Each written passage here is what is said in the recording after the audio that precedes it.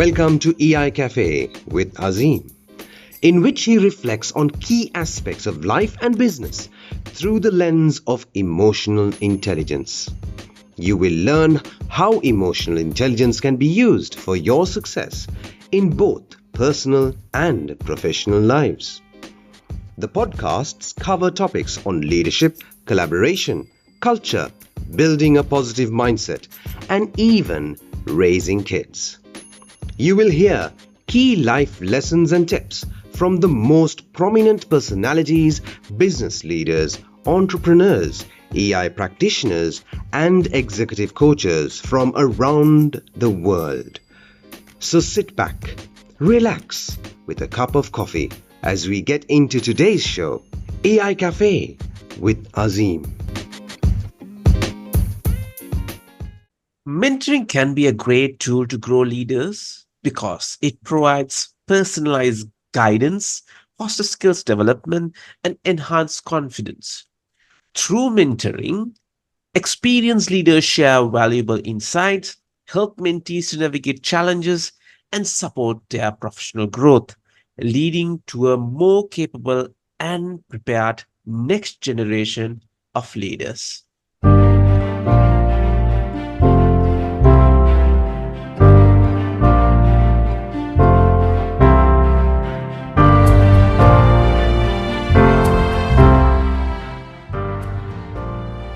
Greetings to you from Colombo, Sri Lanka. This is EI Cafe with Azeem, and I'm your host, Azeem Sahil, a human capital specialist, a Lego series play facilitator, ICF certified PCC level coach, an emotional intelligence and emotional culture deck practitioner.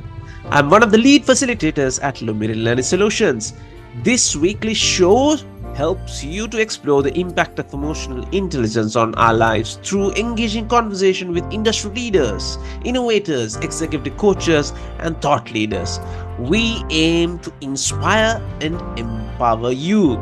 Of course, today's topic, you heard the introduction, it's about mentoring.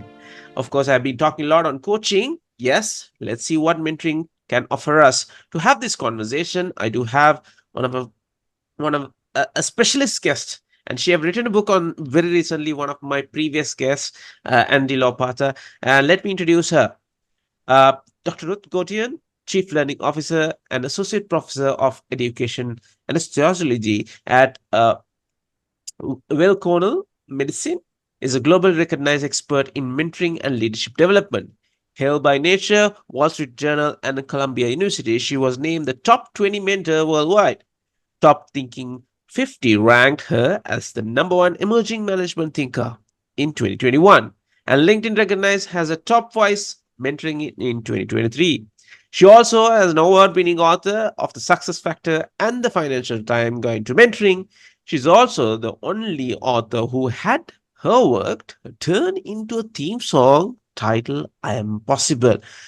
Ladies and gentlemen, let me welcome Dr. Ruth Gotian, Chief Learning Officer, Weill Cornell Medicine, and global and TEDx speaker, author, and a coach.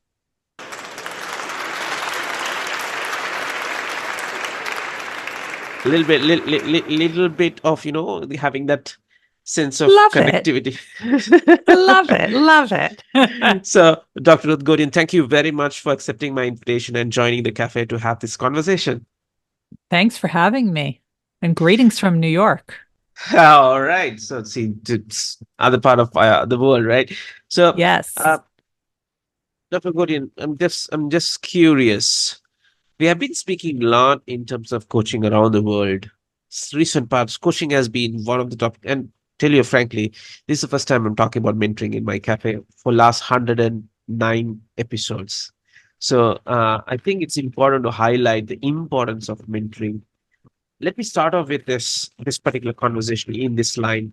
Now, growing leaders is important, but having the right set of skills, to give that skill, you need to have right set of tool.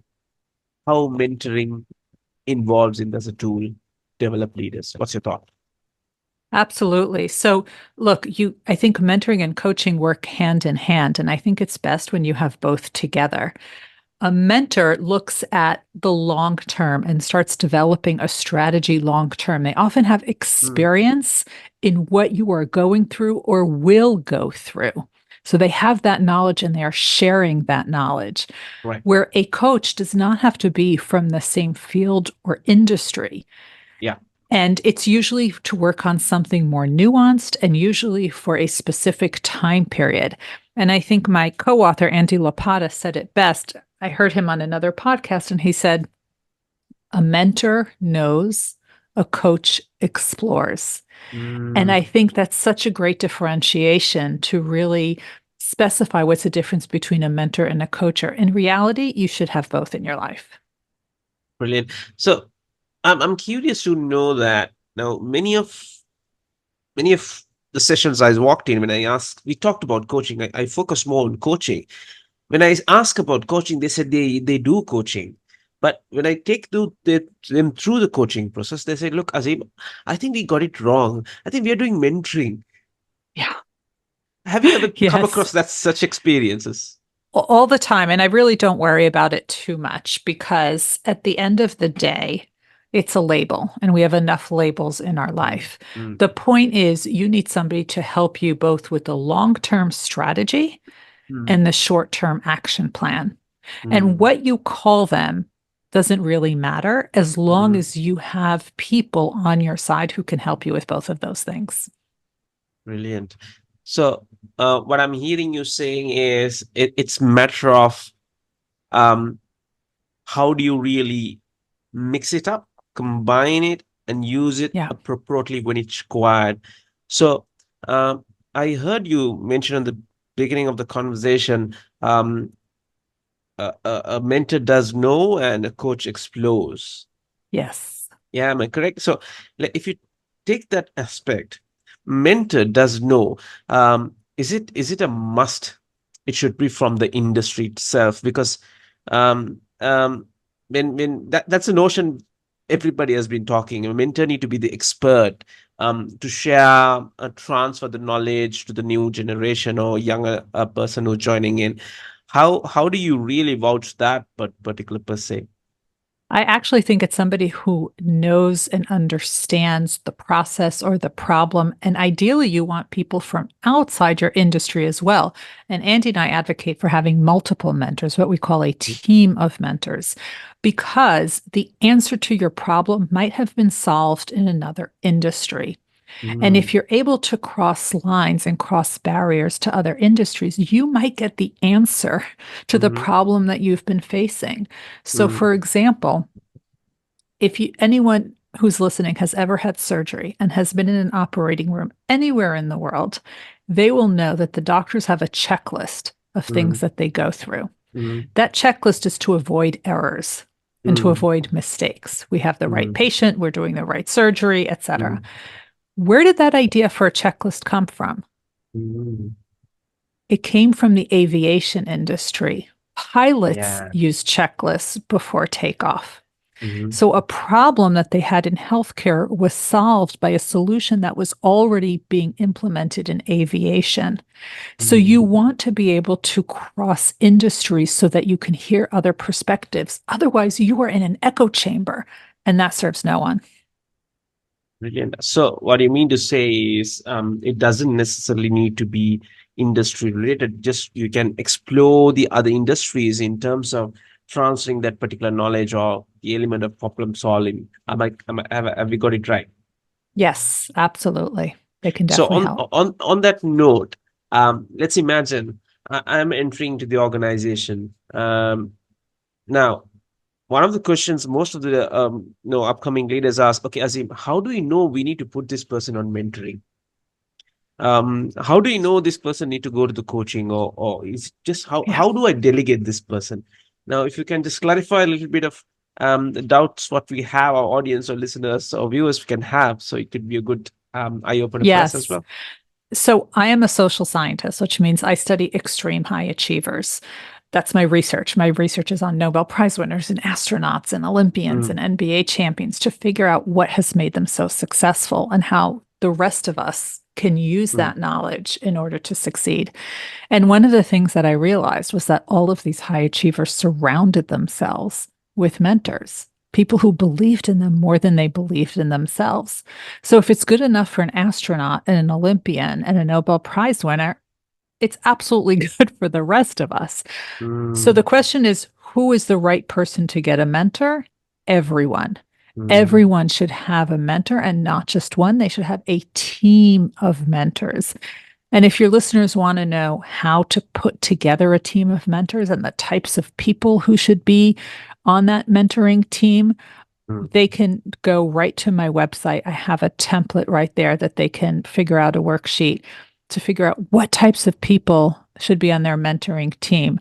Just go to Ruth Gotian, RUTHGOTIAN.com/mentoring team. One word. Yeah, those links will be available on the podcast notes. As a matter of just a click. Now, as you mentioned, a group of mentors. Now, the next question I just wanted to get through to you is like, how can organization or leaders identify the pair potential? Is it a must to have that, right sort of personality, mentor to mentor, mentor mentee, that personality should match, or is it Yeah. just something like that? Is how to find the right mentors? I do understand you said a group of mentors, but then again, everybody's not the same, right, Dr. Ruth? So Right. it's important to understand how can we match and fix this particular component, or do we need to really match and fix? So most mentoring pairs are actually not matched. They're organic. We see Mm. who we connect with. If you think about who your friends are, nobody matched you with your friend. Yeah. You gravitated toward each other because you saw something in each other that you really liked. And that's what it's like with mentors. Who do you gel with? Who do you connect with? So 61% of mentoring pairs are actually happen organically. Now, Mhm. that said, there is very much a place for formal mentoring matches, and 98% of Fortune 500 companies have them. This is especially important for any Mm. group of people who are not comfortable asking for guidance. And these are usually women and underrepresented groups, and somebody who may be younger or Mm. coming from a culture where you don't normally ask for help and show vulnerability. Any of those people, having that formal mentor would be helpful. The problem is that they pair people up on something random in your bio, right? So they'll say, Ruth, you're from New York. Oh, we have Sharon from New York. You're both from New York. Therefore, you should be paired Mm. together. Surprise, surprise, not everyone from New York is the same. So pairing us up together because we're both from the same city or state is ridiculous. Same as if you go to the same school, or you both wear glasses, or you both worked at the Mm. same company. So the formal mentoring match is good as a first step, Mhm. Mhm. but I encourage all organizations and all people who are organizing these mentoring programs to have an exit ramp. If that Mm. match is not fruitful, if the work that each of them are doing is not being elevated and leveraged, then they need to find a different pairing so that both of them can succeed. And we don't gel with everyone. We can get along with everyone, but we don't Mm. gel with everyone. And you want to gel with your mentor. Brilliant. So let's say, Dr. Ruth, like if in a case, if I'm assigned to you as a mentee, and me and you go through, certain expenditures, and you're my line manager as well, right? Now I have a feeling that our chemistry is not working. Yeah. Now, how do I put my hand and say, look, it's not working with us. I can't be your mentee. I'm not getting what you're saying. And Yeah. can there be a relationship related to this? Is where I think your book can really help also as well in terms of a relationship context. How does we resolve this? Because some part of the organization, people feel very insecure to just put their hands up. The sake of the relationship of boss subordinate, we just stick with it, but we are just wasting the time and the resources. How do we Yes. handle such situations? Yes. And that's exactly why in the book Financial Times Guide to Mentoring, Andy Lapata and I said your line manager shouldn't be your mentor. And that's one of the many reasons. What if the mentoring relationship isn't great? How can you say I want out when this person is your boss? It becomes very awkward. It also becomes problematic if your line manager, your boss, becomes your mentor. What if they mentor you so well that you get promoted and leave? Now they're stuck with a hole. Who's going to do your work? And they're stuck with a real problem. So they might actually prevent you from getting ahead. And last but not least, what happens if your line manager goes elsewhere? Now you're stuck without a mentor. So there's many reasons why we're not saying they shouldn't be your mentor. We're saying they shouldn't be your only mentor because you need to create multiple buffers. So the message is always have a pool of mentors. So I'm just curious to know, like, is there a mechanism organization or leaders can really follow to set that pool of mentors with this pool of mentees? How does it work? Yeah, there's multiple ways to do it, but here's one way that Andy and I advocate for it, which would allow organizations to scale their mentoring programs without burning out their mentors. So I actually wrote a piece for Harvard Business Review about mentors getting burnt out and what to do about it. So here's one thing that you can do. Instead of doing the matches where you're my mentor and I'm the mentee, you want to create a group. So there's 2 mentors with 3, 4, 5 mentees. And we can meet together. And if I, as the mentor, am busy this one time, the other mentor can take over. So the mentees can learn from 2 mentors and from each other. Right. And this allows you to continue, even if one person can't make it, one is busy, one doesn't know the answers, you don't get along with this one, here's another one. It just becomes so much better, and it shares the amount of work that needs to be done. So it becomes more fruitful and more manageable and scalable. So in that case, how do you like look out for the effectiveness and the productive part of the mentoring process? Because there are multiple mentors, and how do we really see the progress? How do you really get into that particular line? So look, there are things that you can measure and there are things that you can't measure. It's hard to measure the self-confidence. It's hard to measure the decrease in the imposter syndrome.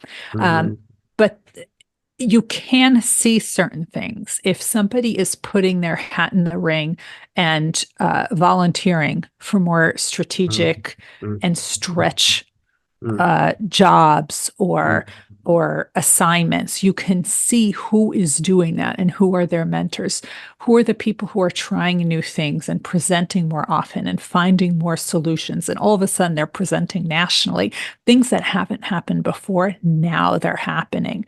In academia, we can very easily track it. There's certain deliverables. We can see how many keynotes are you doing? How many papers are you publishing? What kind of national reputation do you have? It is much harder to measure the self-confidence and the executive presence that they have, but not impossible. Absolutely. I think you're spot on that context. It's in the way, it's about behavior, right? And through the behavioral element, how do you really show up into that particular context? Now, there are 2 aspects I just want to ask, but I thought I should ask this one before. The title comes Next Generation of Leaders. Now, let's talk about generations, right? Now we do have all the labelings coming in, right? X, Y, Z, boomers, millennials, and Gen Zs and Y, etc., etc. Now, one of the challenges most of people are like, it's very difficult to deal with this, Gen Zs. They're not getting it. They are not getting under mentoring. Now, how does this particular chemistry works with your experience? Any thought process? Absolutely. Well, see, I think this is what's so incredible, because whenever there's mentoring, there should also be reverse mentoring that's going on. So this way, both the mentor and the mentee are getting something out of it. So the mentee can also teach the mentor something, right? Called reverse mentoring.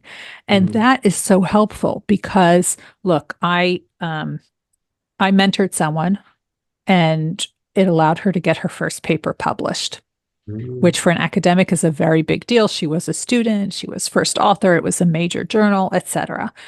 I showed her how to get the idea from her head onto paper and then published in a major journal. And then I said to her, I think now we need to start doing some marketing around the paper so that people will know about it so that they can read it and implement what we suggested. And we did a visual abstract, but then we also said we're going to do a video abstract where we record short segments about what the paper is about. I had the idea, let's do a video abstract, but she is the one who was able to take it up a notch and said, this is the way people are consuming information right now. We need to do it this way. And the visual abstract that we're doing, we should do it in these colors because for those who are colorblind, this will allow them to see it as well. Things that I may not have thought of, but she is consumed in that world. So for her, it's second nature. And I learned something. So I came out better from it and she came out better from that relationship. That's where you want it to be like. And I always love the movie Intern in terms of mentoring and reverse mentoring. That's right. It's absolutely, give that the whole guidance and a 70-year-old intern sharing the life mentoring process and a 21-year-old CEO just talking and breaking through the computers and the Facebooks and etc. I think that's the greatest example I ever give.